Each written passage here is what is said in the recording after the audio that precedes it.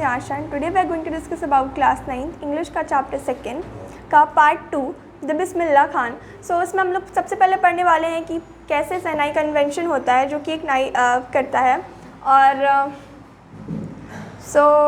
इसमें औरंगजेब के टाइम की बात हुई है जब औरंगजेब ने पुंगी का यूज़ और उसे बजाना बैन कर दिया था क्योंकि उसका साउंड बहुत ज़्यादा हॉरिबल था और जो उसे बिल्कुल अच्छा नहीं लगता था। और फिर एक नाई ने इन्वेंशन किया, उस पुंगी को थोड़ी रिन्यू किया और उसके स्ट्रक्चर में और उसका नया नाम शहनाई रखा और जिसका जो साउंड था वो बहुत ज़्यादा अच्छा लगा औरंगजेब को, जिससे उसे हमेशा कोर्ट में बजाया जाता था। इस वजह से उसका नाम शहनाई पड़ा। नाई से इसका मतलब इसने इन्वेंट किया था बार्बर, और शाह से उसका शाहजहाँ और मीन्स शहनशाहों के बीच में वो बजाया जाता था, इस वजह से उसका शहनाई नाम रख दिया गया। एंड देन उसका जो बिस्मिल्लाह खान थे वो एक म्यूज़िकल फैमिली से बिलोंग करते थे। उनके फादर और मदर, उनके फैमिली में ज़्यादातर लोग म्यूज़िशियन थे। सो उन्हें म्यूज़िक में बहुत ज़्यादा इंटरेस्ट था बचपन से, और उनका जो मेन था जो उन्हें सबसे अच्छा बजाना आता था और वो था शहनाई। तो वो हमेशा अपने शहनाई को लेकर पॉपुलर रहते थे। उनको सबसे पहले लखनऊ के कोर्ट में शहनाई बजाने का मौका मिला, जहाँ से उनकी पॉपुलैरिटी स्टार्ट हुई। And then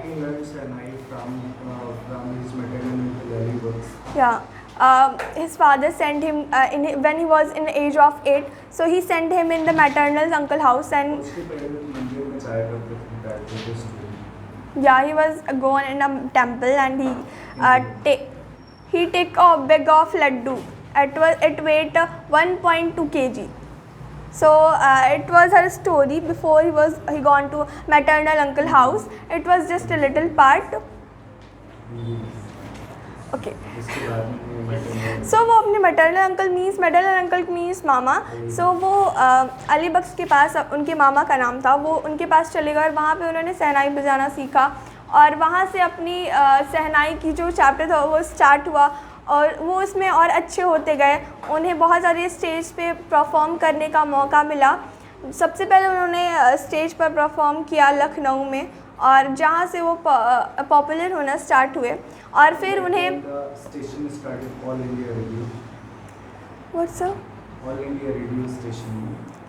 in Lucknow it was All India Radio station. So उस टाइम पर टीवीज़ नहीं हुआ करती थी तो लोग ज़्यादातर रेडियो सुना करते थे। सो इस वजह से वो बहुत ज़्यादा पॉपुलर हुए उस टाइम पर। फिर उसके बाद उन्हें बहुत सारे अवार्ड्स मिले, लाइक भारत रत्न, पद्म भूषण, पद्मश्री, एंड उन्हें भारत रत्न 2001 में मिला। सो ये सारी कुछ इन्फॉर्मेशन है जो स्टोरी में दी गई हैं और इसे पढ़ना थोड़ा इम्पॉर्टेंट है। एंड देन जो बिस्मिल्लाह खान थे वो अदर कंट्री में भी परफॉर्म करने जाने लगे और जहाँ पे भी उनकी पॉपुलैरिटी बहुत बढ़ती गई और वहाँ के लोगों ने उनसे रिक्वेस्ट की कि वहाँ पे वो रुकें और वहीं पे रहें, बट उन्होंने रिफ्यूज़ कर दिया। उन्होंने कहा कि मुझे अपना कंट्री और बनारस जगह बहुत अच्छी लगती है। बनारस के बैंक में उन्हें बैठकर जो शहनाई है वो बजाना बहुत अच्छा लगता है। और फिर उन्होंने कहा कि वो बनारस जैसा एटमॉस्फेयर वहाँ बना कर दे सकते हैं, पर उन्होंने मना कर दिया और कहा कि वो जो रियल प्लेस होती है उसकी बात अलग होती है।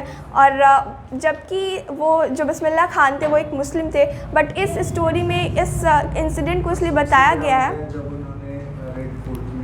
या फिर जब उन्हें बहुत ज़्यादा पॉपुलैरिटी हासिल की, फिर उन्होंने इंडिपेंडेंस डे पर रेड फोर्ट पे president prime minister Jawaharlal Nehru के सामने परफॉर्मेंस किया और ये उनके लिए बहुत बड़ी बात थी।